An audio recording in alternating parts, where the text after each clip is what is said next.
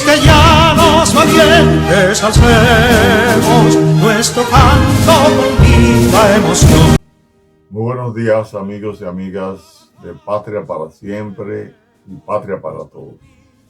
Hoy es 16 de agosto del año 2021. Estamos a 158 años de haberse iniciado la Guerra Restauradora el 16 de agosto de 1863. Ya de eso hablamos en la entrega pasada y quedamos en que triunfaron los restauradores venciendo el ejército experimentado de España. Que ya el 10 de julio no había un solo español aquí en este país. La anexión había terminado. Había muerto Santana el 14 de junio de 1864, pero todavía quedaban líderes, caudillos como era Báez, que iba a dar mucha agua a beber a partir del triunfo de los restauradores. Por ejemplo, es algo que queremos plantear en el día de hoy desde nuestro espacio en la Fundación de Militares Constitucionalistas, que ha tenido uno de los objetivos fundamentales el rescate de la memoria de Abril y de la historia que conecta a Abril de 1965 con todos los periodos de gobierno que tuvimos anteriormente, porque en la historia un hecho va generando otro hecho. La Revolución de Abril sabemos que es la continuación del interés de los trinitarios, los restauradores, de que en la República Dominicana exista un gobierno que sea representado por un Estado social y democrático de derecho.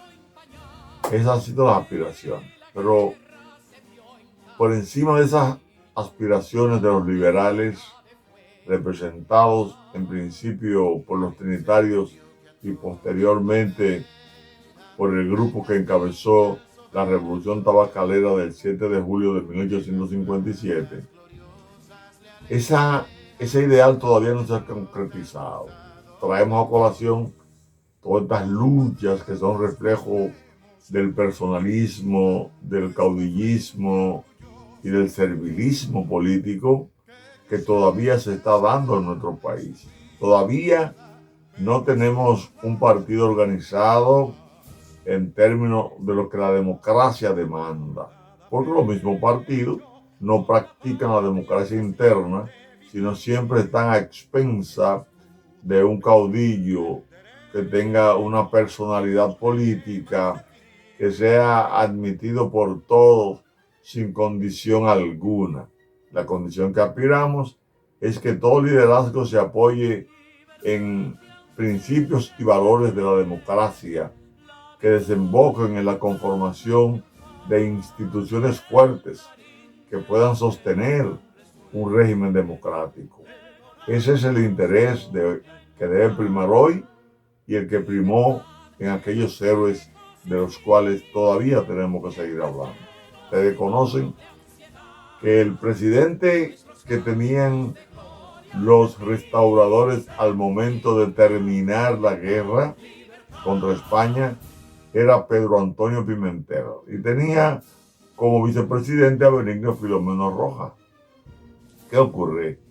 Que cuando Pedro Antonio Pimentel, al terminarse la restauración, viene a tomar posición de cargo aquí a la capital, se entera en Cotuí de que hay un levantamiento del general Cabral en contra de él, ayudado por el general Eusebio Mansueto. Pedro Antonio Pimentel tuvo que devolverse para el Cibao porque la fuerza de Cabral era mayor. Los grupos del sur habían combatido también la restauración que comenzaron la gente del grupo liberal ya del llamado a partir de ese tiempo Partido Azul, que estaba contra el partido de Báez, que era el Partido Rojo. Ahí aparece ya los partidos representados por sectores. Pues Pedro Antonio Pimentel, que había encabezado las preferencias de los restauradores, fue impedido al tomar el poder por un grupo de generales encabezado por el general Cabral y el general Eusebio Mansueto. Inmediatamente Pedro Antonio Pimentel se da cuenta que también habían restauradores que ya estaban en su contra, porque la gente se iba siempre a favor y se va del que tenga más poder, no del que tenga más razón política, del que maneje más principios, sino se va de la parte de más conveniencia para buscar un espacio en el nuevo poder donde pueda realmente satisfacer su interés personal, que es el que siempre se ha impuesto en nuestra vida política. ¿Qué ocurre? Que José María Cabral toma posesión en agosto de 1865, porque fue de una vez, a fines de agosto, ya Cabral estaba en el poder. Pero ¿qué ocurre? Se levanta inmediatamente Pedro Guillermo, otro general del sur, se levanta contra Cabral, porque los dos habían sido baecistas. Entonces Pedro Guillermo optó para que volviera Buenaventura Báez, quien había sido presidente 2 veces ya, y ocupara por tercera ocasión la presidencia de la República, aunque Buenaventura Báez fuera un traidor como lo fue, porque él fue mariscal de campo de las tropas españolas, él se fue del lado de los españoles. Sin embargo, vino a aprovecharse del triunfo de los restauradores. Ese grupo azul liberal fue entonces combatido porque Pedro Guillermo logró que José María Cabral dimitiera para que viniera el retorno de Báez. El 15 de noviembre, ya 2 o 3 meses de haber terminado la restauración, había sido derrocado Pedro Antonio Pimentel, subió al poder José María Cabral lo hace renunciar a Pedro Guillermo. Óigame, y ya el 8 de diciembre teníamos el tercer gobierno que iniciaba con Buenaventura Báez de nuevo. Pero Buenaventura Báez es derrocado por un triunvirato que se formó entre Pedro Antonio Pimentel, Gregorio Luperón y Federico de Jesús García.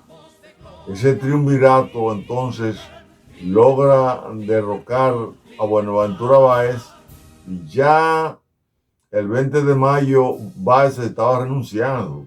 Ese triunvirato que se levantó en el Cibao, ese grupo de generales, se levantó contra Báez porque Báez había sido el que había engañado a los tabacaleros y había provocado la revolución tabacalera.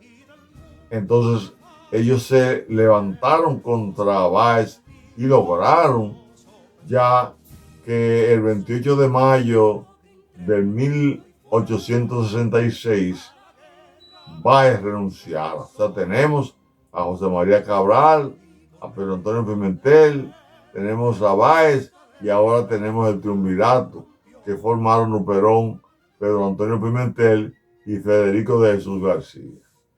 Así era la política en ese momento. Todo el mundo quería el poder.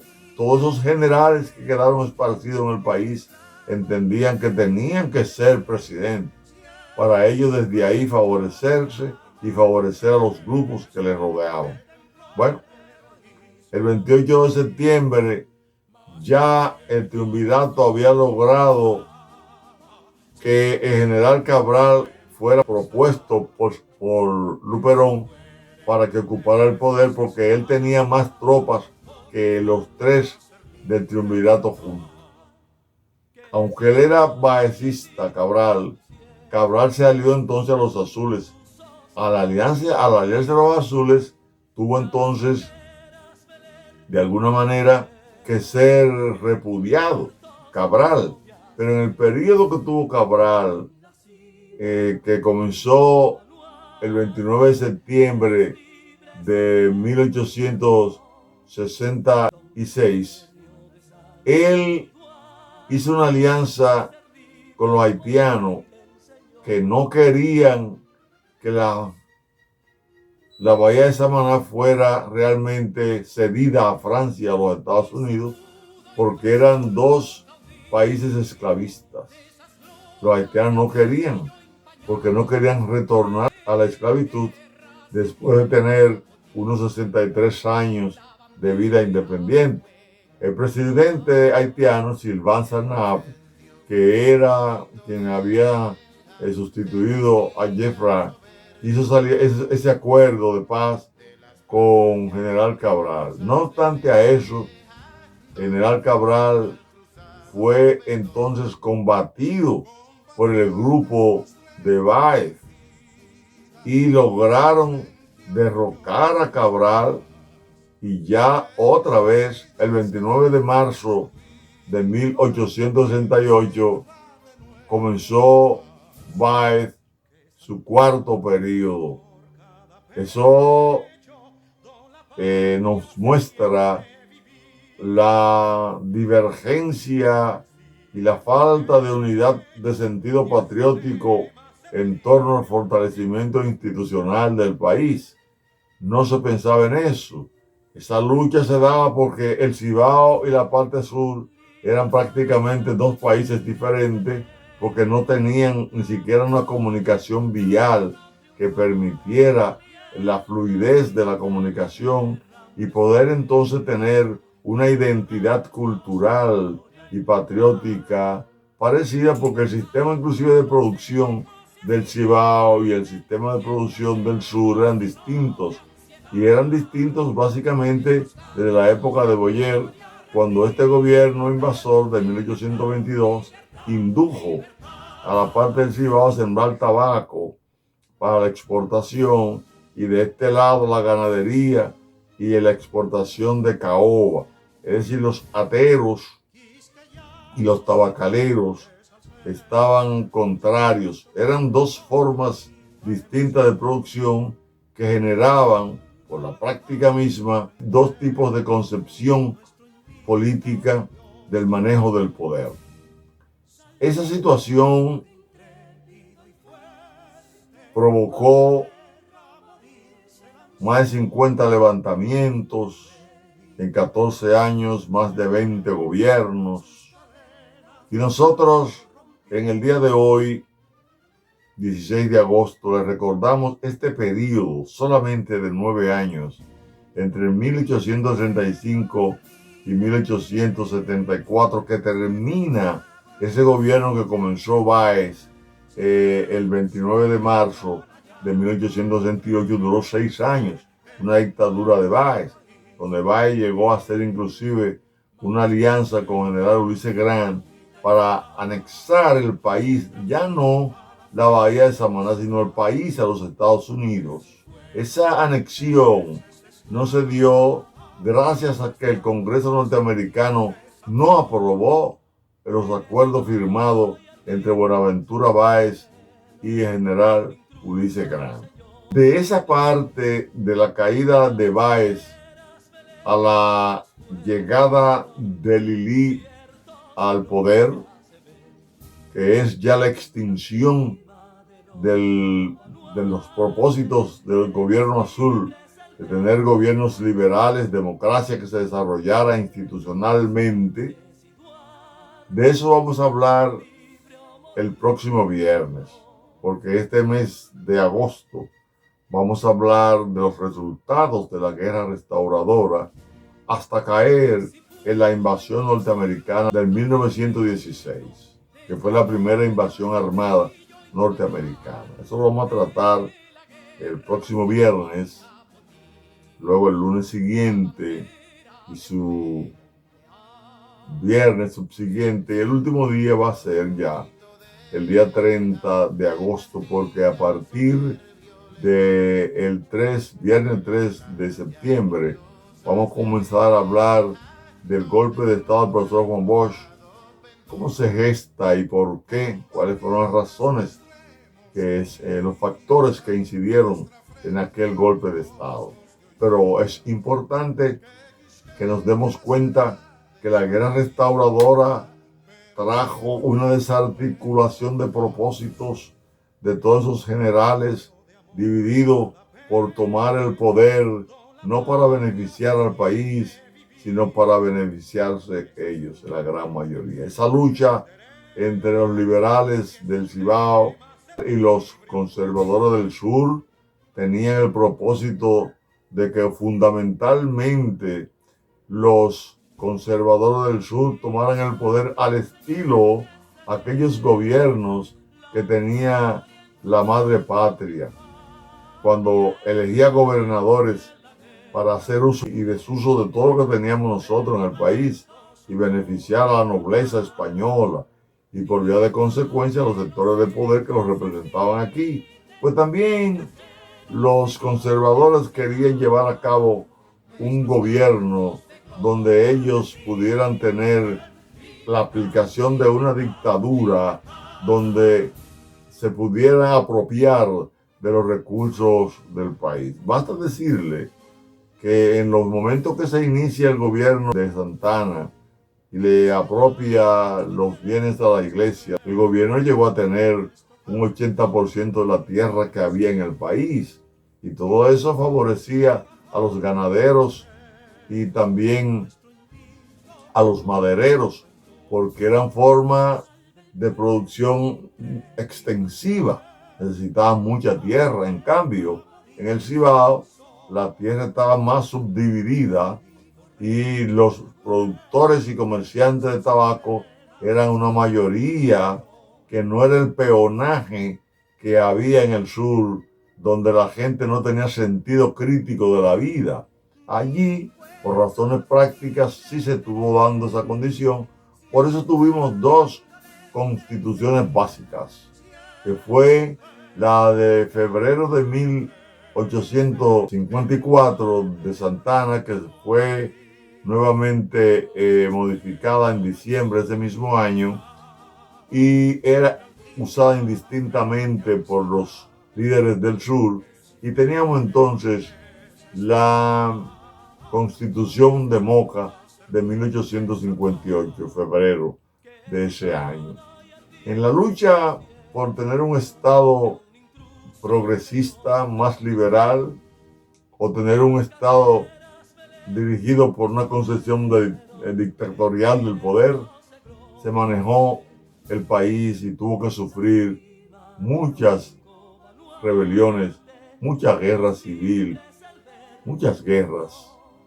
Terminar el propósito del Partido Liberal con la ascensión al poder el 6 de enero de 1887 a cargo de Ulises Lili, quien había sido un liberal, había sido inclusive el lugarteniente de la guerra restauradora de Gregorio Luperón. Pero resulta que las ambiciones ciegan los hombres. La fuerza de un poder económico y social y militar en manos de un hombre lo lleva a cometer excesos que luego no lo dejan bajar del poder. Eso se ha visto mucho. Eso se vio inclusive aquí hace un año, cuando se quiso modificar la Constitución de la República para provocar una tercera reelección en contra del mandato de la Constitución del 26 de enero del 2010. Todavía tenemos una mentalidad ultraconservadora, personalista, caudillista, con un servilismo político que le sirve de sustento. Mucha gente quiere cambiar de forma de vivir de manera económica y social. La gente quiere ascender y la gente tiende a cambiar generalmente la lucha revolucionaria, la lucha democrática, por la lucha por la ascensión económica y social, el prestigio que da. Yo soy un funcionario donde todo el mundo me anda atrás, un presidente donde todo el mundo me obedece sin cuestionamiento, un presidente donde los poderes del Estado tengan en sus manos.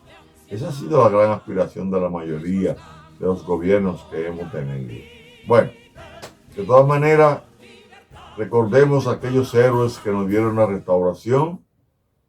Sepamos que tenemos que luchar para que después de esas revoluciones venga una evolución constitucional en el manejo del poder que sea fruto de la concientización que se hace, que se le debe hacer a todas las personas que están en un partido, de acuerdo al mandato de la Constitución Dominicana vigente en su artículo 216 y también otro importante artículo, el 34 de la ley 33-18, que obliga a que los partidos políticos hagan que la gente salga de la ignorancia y la indiferencia, capacitándose cívica, patrióticamente y de conocimiento del Estado.